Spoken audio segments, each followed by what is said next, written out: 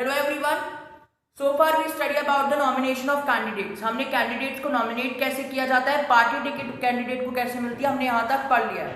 अब हम देखेंगे इलेक्शन कैंपिंग कि इंडिया में इलेक्शन कैंपिंग जो टर्म है वो किस तरह से इलेक्शन कैंपेन्स होते हैं इंडिया में। ठीक है, नंबर 1 देखो, इलेक्ट्रल पॉलिटिक्स चैप्टर नंबर 3 का सिविक्स का ये आपका नेक्स्ट ये ऑलमोस्ट 4 टॉपिक्स ही बचे आपके, उसमें से ये लास्ट 4th टॉपिक है। तो इस टॉपिक में हम देखेंगे कि कैंडिडेट सिलेक्शन कैंपेन क्या होता है पहली बात, और फिर उसके बाद किस तरह के स्लोगन्स दिए जाते हैं, और फिर हम नेक्स्ट हेडिंग में देखेंगे कि how the polling booth that the election day was completed and how the polling take place. This much we study in this video. Now what happened that from one constituency in a democratic nation more than one candidate contest election from one constituency, so there is a competition कि एक democratic या लोकतांत्रिक देश में constituencies में एक constituency से एक से ज्यादा लोग खड़े होते हैं। जाहिर सी बात है, इसके कारण क्या होता है, कंपटीशन जो है वो क्या होता है, बढ़ जाता है। कंपटीशन बढ़ता है तो कैंडिडेट से प्रूफ कैसे करेंगे कि हम बेस्ट है। अब कंपटीशन बढ़ा तो कैंडिडेट्स को ये प्रूव करना भी तो जरूरी है कि हम बेस्ट हैं, हमें आप वोट दीजिए। ठीक है, तो वो जो वोटिंग होती है उसके पहले एक तरह का कैंडिडेट जो रहते हैं, जो इलेक्शन के लिए खड़े होते हैं, जिनको पार्टी टिकट मिल चुकी रहती है ना, या जो निर्दलीय या विदाउट एनी पार्टी से जो खड़े होते हैं, वो लोग प्रूव करने की कोशिश करते हैं कि हम क्यों बेस्ट हैं। ठीक है, वो सोसाइटीज को एड्रेस करते हैं, वो बहुत सारी मीटिंग्स को एड्रेस करते हैं, वो रैलीज ऑर्गेनाइज करते हैं, वो बहुत सारी स्लोगन्स बोलते हैं। ठीक है, उसके बाद वो उनके जो कई सारे मेंबर्स रहते हैं, क्या जो यूथ मेंबर्स रहते हैं, वो क्या करते हैं, कॉलेज पार्टीज वगैरह वो क्या करते हैं, वो लोग सब सपोर्ट करते हैं, रैलीज में जाते हैं, ताकि कम से कम क्या हो, थोड़ा सा उनका बहुत ज्यादा उनको थोड़ा सा एक तरह से देखा जाए तो अटेंशन मिले, है ना।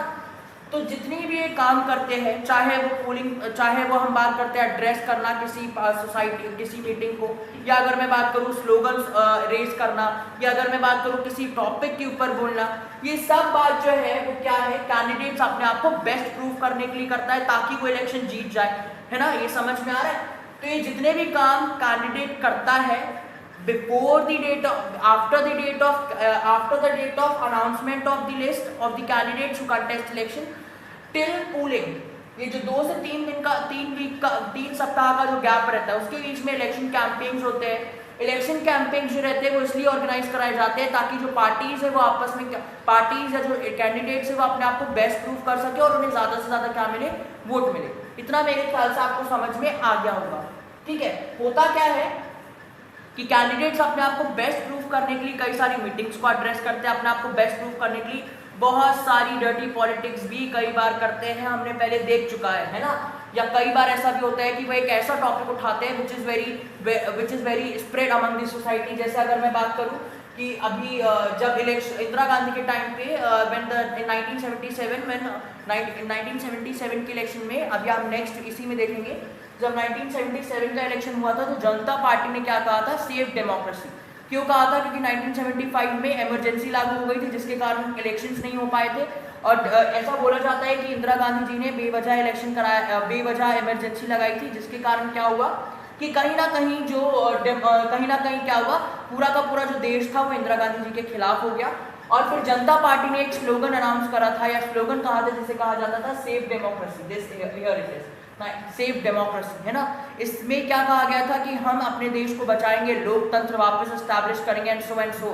ठीक है, डेमोक्रेसी थी, but just for the sake of their own win they do this, they say this type of slogans ताकि वो क्या कर सके, जीत सके। ठीक है ना।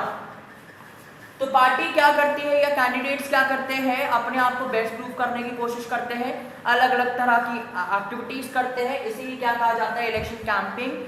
इलेक्शन कैंपेन में अपने आप को, अपनी पार्टी को जितना आप अटेंशन दिला सकते हो, जितना आप पीपल्स या सिटीजन्स को अट्रैक्ट कर सकते हो, कितना बेस्ट आप बन सकते हो, ये सब किसमें पता चलता है, इलेक्शन कैंपेन में ना। इलेक्शन कैंपेन अनाउंसमेंट जब हम फॉर्म फिल करता है जब कैंडिडेट, उसके बाद इलेक्शन कमीशन ऑफ इंडिया या स्टेट इलेक्शन कमीशन क्या करती है, कैंडिडेट्स के नाम सिलेक्ट करती है कि कौन कौन जो है वो इलेक्शन के लिए खड़ा हो रहा है। जैसे ये अनाउंसमेंट होता है, उधर से लेकर उस दिन से लेकर जब तक इलेक्शन होने नहीं जाते तब तक क्या किया जाता है, इलेक्शन कैंपेन किया जाता है। ये आपकी बुक थोड़ा पुराना एडिशन है, आपके टाइम पे मॉडल कोड ऑफ कंडक्ट हो गया है, जिसके चलते एक हफ्ते पहले जो है वो इलेक्शन कैंपेन बंद कर दिए जाते हैं, है ना, क्योंकि कम लोग जो है वो ब्राइब ना दे एंड सो, जिससे कि एक सही जस्टिस हो सके इलेक्शन के साथ, एक अच्छा इलेक्शन हो सके। तो उन सबको लेकर मॉडल कोड ऑफ कंडक्ट भी या इलेक्टोरल रिफॉर्म भी इंट्रोड्यूस हुए, जिससे कि पहले क्या इलेक्शन या पोलिंग के एक हफ्ते पहले ही इलेक्शन कैंपेन्स बंद कर दिए जाते हैं। आज के टाइम पे पहले ऐसा होता था, पोलिंग के एक दिन पहले तक इलेक्शन कैंपेन चल रहे होते थे, ठीक है, 24 घंटे पहले तक, ठीक है। अब देखते हैं पब्लिक अटेंशन सीख करने के लिए और क्या बिग इश्यूज रेज करते हैं, जैसे अगर समझ लो गरीबी हटाओ, या अगर मैं बात करूं अभी हमारे देश में क्या चल रहा है, बहुत ज़्यादा महंगाई बढ़ रही है, तो महंगाई को कम करने के लिए पेट्रोल के दाम को लेकर कई बार क्या किया जाता है, पेट्रोल के प्राइस बढ़ जाते हैं, उसको लेकर लोग इलेक्शन जीत जाते हैं, है ना। तो इलेक्शन कैंपेन्स आप अलग अलग तरीके से देख सकते हो। आपने जब मोदी जी ने 2014 में इलेक्शन लड़ा था, तो उन्होंने क्या उनके दैनिक अगर मैं बात करूं कई सारे ऐसे अलग अलग टीवी चैनल्स में क्या आ रहा था, अच्छे दिन आने वाले हैं, है ना। मोदी जी बाकायदा जैसे आज ड्रेस्ड अप होते हैं वैसे ही पहले भी हुआ करते थे, और टीवी में अपना पूरा का पूरा क्या करते थे, एक प्रोपेगेंडा क्रिएट करते थे और अपने आप को बहुत ज़्यादा प्रूव करने की कोशिश करते कि why he is best and why Bharatiya Janata Party is best by that advertisement. तो उसके कारण लोग अट्रैक्ट हुए और वो जीते, फिर वापस उन्होंने अच्छे काम किए तो वो जीत गए। ये मेरा मानना है, आपके अलग अलग पर्सपेक्टिव हो सकते हैं। तो इस तरह से अलग अलग पार्टीज के लोग अलग अलग तरीके से न्यूज़पेपर में अपने क्या प्रिंट करवाते हैं कि आप हमें वोट दीजिए, हम ये काम करेंगे वो काम करेंगे, बहुत ज़्यादा ब्रोशर्स तैयार करते हैं, लोगों के बीच में पैम्पलेट्स बांटते हैं, ठीक है, कि हमारी पार्टीज के ये मोटिव्स हैं, हम ये काम करेंगे। तो वो क्या है, इलेक्शन कैंपेन, अपने आप को बेस्ट प्रूफ करना किस इन एनी वे, ठीक है, उसे क्या कहा जाता है, इलेक्शन कैंपेन, ठीक है। अब इन इलेक्शन कैंपेन्स में कुछ बहुत सारे डीमेरिट्स भी होते हैं, वो हम आगे देखेंगे। पहले हम देखते हैं स्लोगन्स। ऐसे कई सारे बहुत फेमस स्लोगन्स कहे गए हैं इलेक्शंस में in the history of India, in the election history of India. The number 1 election slogan is गरीबी हटाओ, which was given by Indira Gandhi, Shrimati Indira Gandhi ji के द्वारा गरीबी हटाओ का स्लोगन दिया गया था जब 1971 का इलेक्शन हुआ था। And after the election he won seats and majority of seats and the Congress come into existence, Congress come in the majority party. Now 1977 में सेफ डेमोक्रेसी करके जनता पार्टी ने, भारतीय जनता पार्टी नहीं बोल रहा हूं मैं, जनता पार्टी ने, ठीक है, क्या किया था, स्लोगन दिया था। किस कॉन्टेक्स्ट में दिया था मैंने ये भी बता दिया है कि इंदिरा गांधी जी ने 1975 में इमरजेंसी इन्फोर्स कर दी थी, जिसके कारण क्या हुआ, जो सिटीजन्स थे वो पहले ही बहुत गुस्सा थे इमरजेंसी को लेकर, क्योंकि लोगों को के सारे फंडामेंटल राइट्स जो थे वो छीन लिए गए थे, प्रेस को बहुत ज़्यादा कन्फाइन कर दिया गया था, सेंसरशिप लागू कर दी गई थी, बेवजह लोगों को जेल के अंदर बंद किया जा रहा था। तो उन सब चीज़ों को ध्यान में रखते हुए 1977 का जब इलेक्शन हुआ, इमरजेंसी खत्म होने के बाद, तो सेफ डेमोक्रेसी का नारा देकर जनता पार्टी ने अपने आप को बहुत फेमस किया और जनता पार्टी जीत गई। ना 1977 में लैंड टू द टिलर का मतलब है कि जो जिस तरह के जो फार्मर है उनके बीच में और जो जमींदार हैं उनके बीच में अनइवन डिस्ट्रीब्यूशन ऑफ लैंड है ना, उसको इक्वल किया जाए और जमींदार ज़्यादा से ज़्यादा एक्सप्लॉइट ना करे पीसेंट को। उसको लेकर वेस्ट बंगाल के असेंबली में भी लेफ्ट फ्रंट के जो लीडर्स थे, उन्होंने 1977 के वेस्ट बंगाल असेंबली इलेक्शंस में ये स्लोगन दिया था, लैंड टू द टिलर मतलब कि जो पीसेंट्स हैं उनको ज़्यादा राइट्स दिए जाए, जो पीसेंट्स के लैंड है उनको आप ज़्यादा एक्सप्लॉइट ना करो, आप बेवजह जमींदारी मत कायम करके रखो। 1983 में protect self respect of Telugu, ठीक है, तेलुगु देशम पार्टी ने 1983 में एक स्लोगन दिया था जिसमें था protect self respect of तेलुगुस।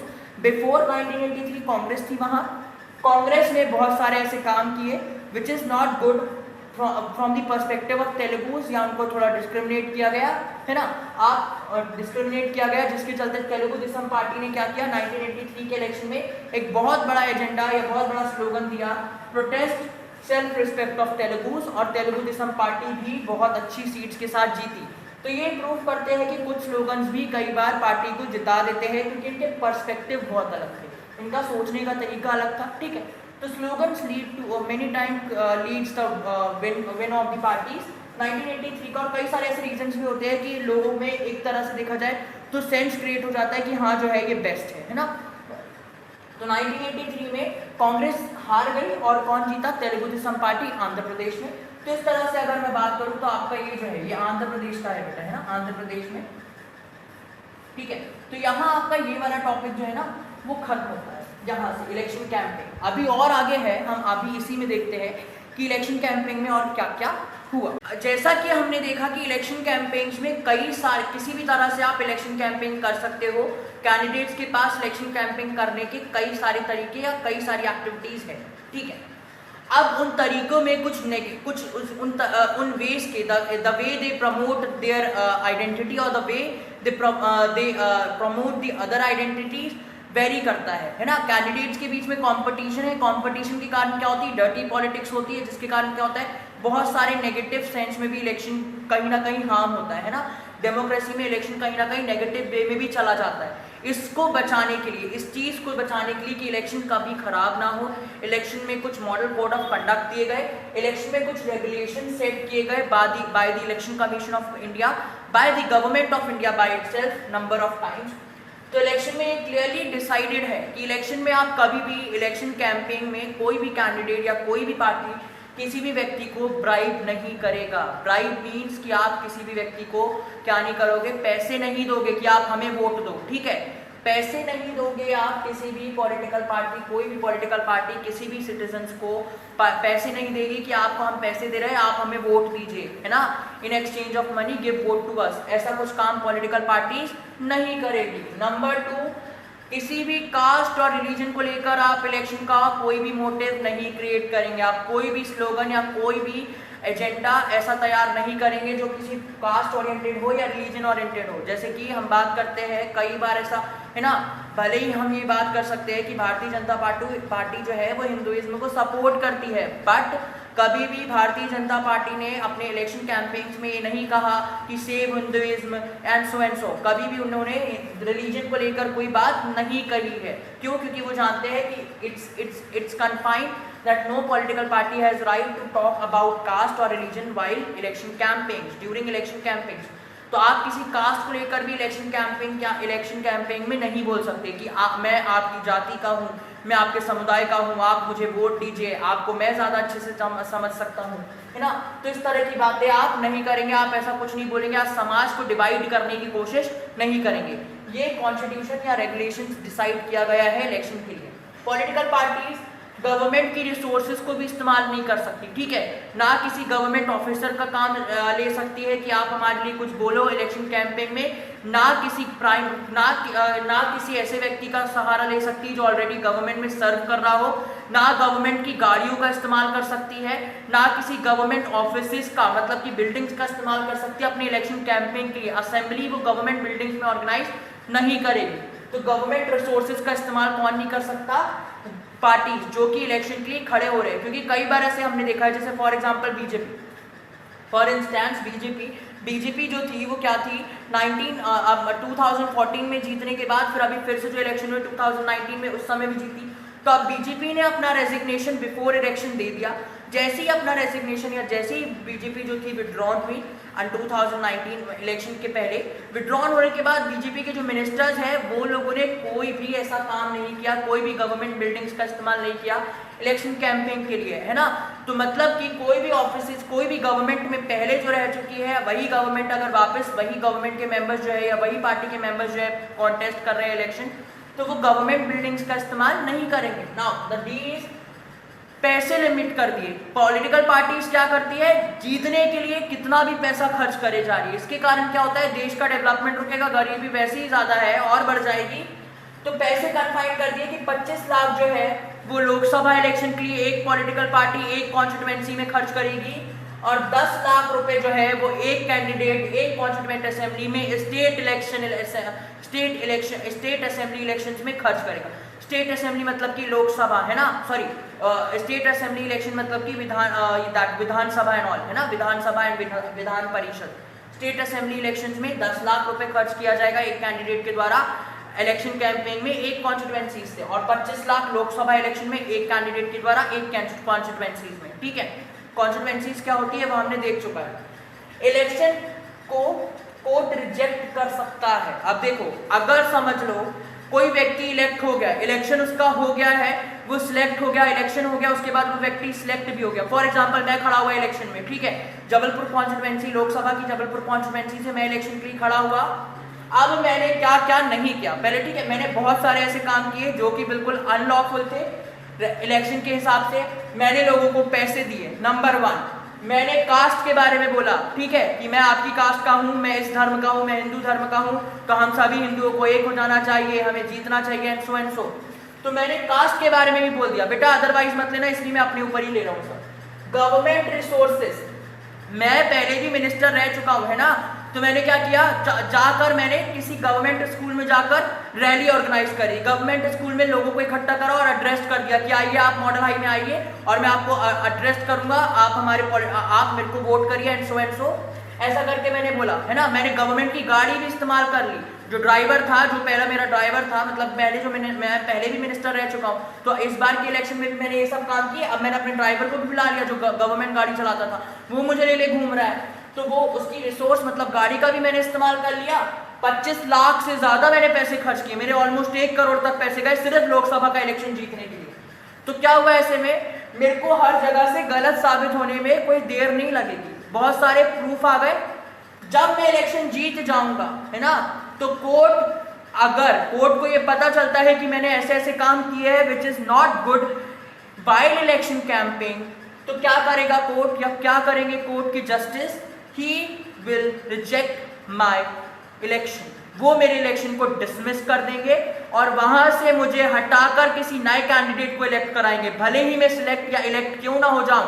Election के बाद भी अगर जज कोर्ट को पता चलता है ऐसा कुछ, तो कोर्ट क्या करेगा, मुझे उस इलेक्शन एरिया या उस कॉन्स्टिट्यूएंसी का जो मेंबर है, एज ए मेंबर इलेक्ट हुआ, उस कॉन्स्टिट्यूएंसी से मुझे हटा देगा और मुझे रिजेक्ट कर देगा और फिर से इलेक्शन करवाएंगे, है ना।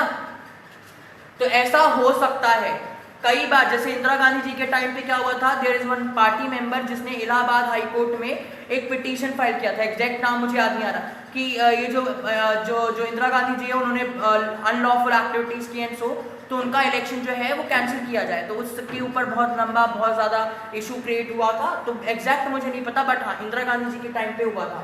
तो इलेक्शन जो है ऐसे में कोर्ट के पास ही राइट होता है कि वो क्या कर सकता है, रिजेक्ट कर सकता है। अगर कोई भी व्यक्ति इस तरह की एक्टिविटीज करता है, इसके खिलाफ ऐसे कुछ काम करता है इलेक्शन के टाइम पे, है ना, कि which is not good, election के पहले, इलेक्शन कैंपेन में, इलेक्शन के टाइम पे। अभी रिसेंटली बहुत बेस्ट एग्जांपल है, बिहार साइड में इलेक्शन चल रहे हैं और कई सारे ऐसे स्टेट्स में।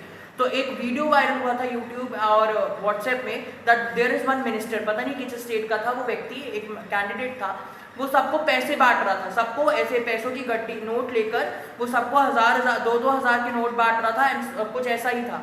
तो बिल्कुल फोटोज वगैरह वायरल हो गई, जिसके चलते उसके खिलाफ अब क्या हो सकता है, एक्शन लिया जा सकता है ना। कोर्ट अनाउंस कर सकता है कि उस व्यक्ति को इलेक्शन में खड़े होने का कोई अब ज्यादा अधिकार नहीं दिया जाएगा। तो ऐसा कुछ काम कोर्ट कर सकता है ना। इलेक्शन के टाइम कुछ मॉडल कोड ऑफ कंडक्ट भी होते हैं, यही है वैसे model code of conduct, book में और एक्सटेंड में बताया है, तो देख लेते हैं। देखो मॉडल कोड ऑफ कंडक्ट में आप अपने इलेक्शन कैंपेन्स एक ऐसी जगह में नहीं कर सकते जो धार्मिक हो, है ना, मतलब कि मंदिर मस्जिद या गुरुद्वारा, या अगर मैं बात करूँ चर्च वगैरह में आप क्या नहीं कर सकते, अपने जो मीटिंग्स है वो ऑर्गेनाइज नहीं कर सकते। आपको किसी पब्लिक प्लेस में ही ऑर्गेनाइज करना पड़ेगा, या after taking a permission from district collector, और आप अगर मैं बात करूँ इलेक्शन कमिश्नर की, तो आप मीटिंग ऑर्गेनाइज कर सकते हो, पर रिलीजियस प्लेसेस में मीटिंग ऑर्गेनाइज नहीं करेंगे इलेक्शन कैंपेन के द्वारा। नंबर 2, गवर्नमेंट व्हीकल का इस्तेमाल नहीं करेंगे। पहले बता दिया हूं कि गवर्नमेंट रिसोर्स का इस्तेमाल कैंपेन के दौरान कैंडिडेट्स नहीं करेंगे। नाउ नंबर 3, जो मिनिस्टर्स हैं, समझ लो जो व्यक्ति मिनिस्टर बना था इलेक्शन के टाइम पे, है ना, जो व्यक्ति मिनिस्टर बना था इलेक्शन के टाइम पे, अगर वो व्यक्ति इलेक्शन के पहले जो व्यक्ति मिनिस्टर था, इलेक्शन की डेट रिलीज हो जाने के बाद वो कोई भी ऐसे अनाउंसमेंट नहीं करेगा जिससे कि उसको फायदा हो, ठीक है। सरकार क्या करती है, इलेक्शन के ही साल में कई सारी वैकेंसीज निकाल देती है, कई सारी प्रॉमिसेस कर देती है कि हम अगले बार आएंगे वापस पार्टी में, तो हम क्या करेंगे, हम अब ये काम करेंगे, ठीक है। तो ऐसा कोई काम कोई भी मिनिस्टर नहीं करेगा इलेक्शन की डेट अनाउंस होने के बाद। जैसे कि कोई स्कीम जो है, किसी बिल्डिंग को बनाने की बात नहीं करेगा, कोई स्कीम बनाने या किसी प्रोजेक्ट पर काम करना स्टार्ट नहीं करेगा जैसी इलेक्शन की डेट्स अनाउंस हो जाती है, ठीक है। मिनिस्टर को वहीं हॉल्ट करना पड़ेगा और कोई भी स्कीम अनाउंस नहीं करा जाएगा, है ना। जैसे हम आचार संहिता कहते हैं, वो जब लागू हो जाती है तो मिनिस्टर ऐसा कुछ काम नहीं कर सकते। मॉडल कोड ऑफ कंडक्ट जब लागू हो जाता है ना, यही है model code of conduct election के टाइम पे जब लागू हो जाता है after the announcement of the candidate list, तो मॉडल कोड ऑफ कंडक्ट की आचार संहिता लागू होती है जिसमें ये सब काम नहीं किए जाते हैं। ठीक है, समझ में आया ना। Polling and counting of vote, election का कैंपेनिंग हो गया, नॉमिनेट्स हो गए कैंडिडेट, वोटर्स की लिस्ट तैयार हो गई, इलेक्शन का कैंपेनिंग हो गया। अब बचा है क्या, वोट देना। अब जो कैंडिडेट्स है वो क्या वोटिंग के लिए खड़े हुए हैं, वोटर्स क्या करेंगे, वोट देंगे। ठीक है, वोटर्स क्या करेंगे, वोट देंगे। आप ये बहुत अच्छे से जानते हो, है ना, जब बहुत अच्छे से जानते हो कि गवर्नमेंट ऑफिसर्स जो रहते हैं, ठीक है, गवर्नमेंट ऑफिसर्स, गवर्नमेंट सर्वेंट्स, उनसे ये काम लिया जाता है पोलिंग बूथ में। पोलिंग बूथ क्या होता है, पोलिंग बूथ का मतलब होता है जहां इलेक्शंस कंडक्ट किए जाते हैं। ये जो पोलिंग बूथ्स है वो गवर्नमेंट बिल्डिंग्स हो सकती है, या तो स्कूल या तो कॉलेजेस, है ना, या स्कूल या तो कॉलेज हो सकती है। तो पोलिंग बूथ मोस्टली या सेमी गवर्नमेंट इंस्टीट्यूट्स हो सकती है। वैसे आजकल प्राइवेट्स में भी होने लगा है, प्राइवेट सेमी प्राइवेट्स में होता है ना। तो पोलिंग बूथ मतलब कि वो बूथ जहां इलेक्शन कंडक्ट होते हैं, जहां वोटर्स वोट देने जाते हैं। तो क्या होता है, पब्लिक गवर्नमेंट सर्वेंट जो रहते हैं वो इलेक्शन के लिए क्या करते हैं, गवर्नमेंट सर्वेंट्स जो रहते हैं, स्टेट गवर्नमेंट हो चाहे सेंट्रल गवर्नमेंट सर्वेंट, उनको इलेक्शन के टाइम पर एक दिन पहले, ठीक है, अभी रिसेंटली जिनके पेरेंट्स गवर्नमेंट जॉब्स में होंगे, है ना, वो बहुत जानते होंगे कि उनको क्या पोलिंग बूथ में एक दिन पहले बुला लिया जाता है। उनको अलग अलग पोलिंग बूथ में भेज दिया जाता है जहां उनकी ड्यूटीज रहती है गवर्नमेंट सर्वेंट्स की। उनकी ड्यूटीज को डिसाइड कर दिया जाता है और फिर उसके बाद उनको पोलिंग बूथ के अंदर बैठाया जाता है ना। तो और कई सारे बाहर भी खड़े रहते हैं, एक्स्ट्रा पुलिस फोर्स लगाई जाती है इलेक्शन के पोलिंग बूथ के पास, है ना। तो ये जो पोलिंग बूथ के पास इलेक्शन वगैरह, पोलिंग बूथ के पास क्या लगाई जाती है, बहुत सारी पुलिस वगैरह भी लगाई जाती है। क्यों, ताकि कोई भी पॉलिटिकल कैंडिडेट या कोई भी पार्टी कैंडिडेट क्या ना करे, अपने आप को इन्फ्लुएंस ना करे या लोगों को चलते चलते ना बोले हमें ही वोट दो या पैसे ना दे दे चलते चलते, है ना, मतलब कि अनलॉफुल एक्टिविटी ना करें, है ना। इसके कारण भी क्या किया जाता है, पोलिंग बूथ में फोर्स लगाई जाती है जिससे कि लोग जो है फ्री और फेयर इलेक्शन हो सके। पहली बात। दूसरी बात ये कि कई बार ऐसा भी होता है कि लोग नाम बदल कर वोट दे सकते हैं। जब तक एपिक नहीं आया था, है ना, इलेक्शन आइडेंटिटी कार्ड नहीं आया था, तब तक ऐसा होता था, बट आज के टाइम पे ऐसा नहीं होता है। गवर्नमेंट सर्वेंट जो है जो पोलिंग बूथ के अंदर बैठते हैं वो देखते हैं कि व्यक्ति का आइडेंटिटी कार्ड देखते हैं जिसमें फोटो रहती है, वोटर लिस्ट में चेक करते हैं कि उस व्यक्ति का नाम है कि नहीं। चेक करने के बाद उस व्यक्ति से वहाँ साइन लेते हैं। साइन लेने के बाद फिर उस व्यक्ति का साइन लेने के बाद वो उनको वापस वोटर आईडी कार्ड देते हैं, जो भी डॉक्यूमेंट या जो भी उन्होंने अपना आईडी कार्ड सबमिट किया होता है। जैसे ही वो आईडी कार्ड सबमिट कर वापस लेते हैं, उसके बाद वो आगे जाते हैं। आगे जाने के बाद उनको वोट डालते हैं। ये वोटिंग दो तरह से होती है। अब वो अंदर गए, उन्होंने ये सब काम किया, उसके बाद वोटिंग पहले इनिशियली बैलेट पेपर से होती है। बैलेट पेपर जो रहता है ना, देखो इस तरह का एक पेपर रहता है जिसमें एक साइड में सिंबल्स बने रहते हैं पार्टी के, ठीक है, एक साइड में पार्टी के सिंबल्स बने रहते हैं। जैसे अगर मैं बात करता हूँ, यहाँ ये त्रिशूल का सिंबल बना हुआ है और ये कोई पार्टी है XYZ, ठीक है। तो यहाँ क्या, ठीक है, XYZ, यहाँ समझ लो यहाँ बना हुआ है, यहाँ बना हुआ है लायन का सिंबल बना हुआ है। बेटा लायन तो मैं इसमें बना नहीं पाऊंगा इसलिए L लिख दिया। और ये कोई पार्टी है ABC। या और बिल्कुल ऑथेंटिक लेना है तो मैं अगर बात करूं, है ना, कमल, ये भारतीय जनता पार्टी, ये थोड़ा मैं बना सकता हूँ, BJP, ठीक है, तो कमल का साइन है और ये BJP है।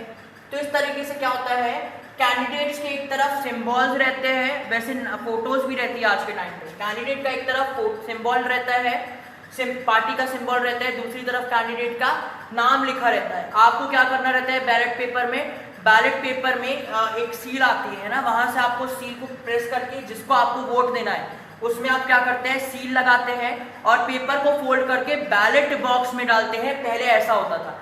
इसके कई सारे ड्रॉबैक्स थे। ड्रॉबैक्स क्या थे कि क्या होता था, जो कैंडिडेट्स रहते थे वो क्या करते थे, ड्रॉबैक्स ये थे कि कई बार क्या होता था, मैनिपुलेशन हो जाता था, हेरफेर हो जाती थी। कैसे, बैलेट पेपर में चेंजेस कर दिए जाते थे, है ना, क्योंकि बैलेट पेपर को निकाल कर हम दूसरे पेपर भी डाल सकते हैं। तो इस चीज से बचने के लिए, इलेक्शन में फॉल्स रिजल्ट ना आए, उससे बचने के लिए इलेक्शन में ईवीएम का इंट्रोडक्शन हुआ, मतलब कि इलेक्ट्रॉनिक वोटिंग मशीन।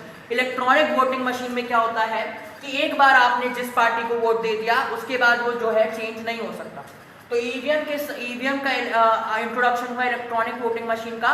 आप प्रेस करते हो, कैंडिडेट के नाम, आप कैंडिडेट की फोटो होती है, कैंडिडेट की पार्टी का नाम होता है, अगर निर्दलीय है तो नहीं लिखा रहता है, और फिर उसके बाद साथ ही साथ क्या रहता है, उसका लोगो भी रहता है ना।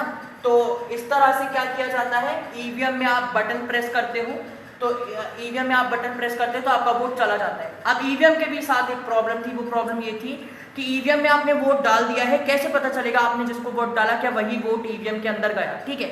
तो ईवीएम के साथ एक और मशीन का इंट्रोडक्शन हुआ जिसको कहते हैं वीवीपैट, ठीक है। वीवीपैट में क्या होता है, जैसे ही आपने ईवीएम में जिस व्यक्ति को वोट दिया, वीवीपैट में उस व्यक्ति के वोट के नाम की पर्ची जो रहती है, स्लिप जो रहती है, उसकी फोटो के साथ कटकर नीचे गिर जाती है वीवीपैट में, और वो कलेक्ट होते जाती है, जिससे हमें पता चल जाता है कि हाँ हमने जिसको वोट दिया वो वही कैंडिडेट का जो स्लिप है वो वीवीपैट में गया, ठीक है। तो ये है। अब जो है आपने वोट दे दिया, या तो इधर you use ballot box, initially जब पहले होते थे तो बैलेट बॉक्स और फिर ईवीएम, आपने वोट दिया। वोट देने के बाद आपके फिंगरप्रिंट में यहाँ आपको क्या मार्कर लगाया जाता था, मार्कर लगा दिया जाता है, या तो फिर आपको इंक लगाई जाने लगी है, आजकल इंक लगा दी जाती है, जिससे ये पता रहे कि व्यक्ति ने वोट दे दिया है। क्योंकि बार बार व्यक्ति दूसरी बार, बार या 3-4 बार दोबारा वोट देने नहीं आए, क्योंकि लोगों को अगर जब कोशिश करनी रहती है या हेरफेर या मैनिपुलेशन करना रहता है ना, तो वो किसी भी वे में कर सकते हैं। तो इस फिंगरप्रिंट से पता चल जाता है कि व्यक्ति ने वोट दिया है कि नहीं, वो दोबारा वोट देने ना आए। इन सब चीज़ों पर ध्यान रखकर फिंगरप्रिंट में निशान लगाए जाते हैं, और फिर वो व्यक्ति जो रहता है वो वोट देकर चला जाता है, ठीक है। जब आप 18 ईयर्स के हो जाएंगे तब आप भी वोट देंगे। तो इतना हमने देखा कि इलेक्शन कैसे होते हैं, ठीक है। अब एक बात याद रखिएगा कि इलेक्शन हो जाने के बाद बैलेट बॉक्स को, ईवीएम मशीन को या वीवीपैट को गवर्नमेंट ऑफिसेज में रख दिया जाता है, और रखने के बाद अल्टीमेटली उसका voting day, result outing day में काउंटिंग स्टार्ट होती है, ठीक है। काउंटिंग लंबी भी खींच सकती है, दूसरे दिन भी चल सकती है, तो काउंटिंग स्टार्ट होती है। जो व्यक्ति के पास ज़्यादा वोट आते हैं वो जीत जाता है, ठीक है। जिस व्यक्ति के पास बाकी मेंबर्स के, बाकी कैंडिडेट्स के मुकाबले ज़्यादा वोट आते हैं वो जीत जाता है। तो यहाँ आपका polling and counting of the votes खत्म होता है। समझ में आया कि व्यक्ति को, मतलब कि काउंटिंग वोट की काउंटिंग होती है, और वो व्यक्ति क्या होता है, जीत जाता है और उस कॉन्स्टिट्यूएंसी से खड़ा हो जाता है। और फिर उसके बाद वो काम करना चाहे, अगर बहुत जेन्युइन व्यक्ति होगा जो देश के लिए काम करना चाहेगा तो वो काम करता है, और जो नहीं भी होगा देश के लिए काम करने वाला उसको भी काम करना पड़ेगा, क्योंकि अब उसको अगले साल भी पावर में आना है। तो टिल आपका यहाँ से यहाँ तक का जो टॉपिक है वो खत्म होता है। टिल देन बाय, आप प्रॉपर नोट्स बनाइए और मुझे व्हाट्सएप करिए, ठीक है। फिर उसके बाद हम नेक्स्ट टॉपिक में पढ़ेंगे। आपका नेक्स्ट 2 और 4 टॉपिक बचे हैं, आपकी सब हेडिंग्स बची है इसी चैप्टर की, उसको हम कंटिन्यू करेंगे, ठीक है।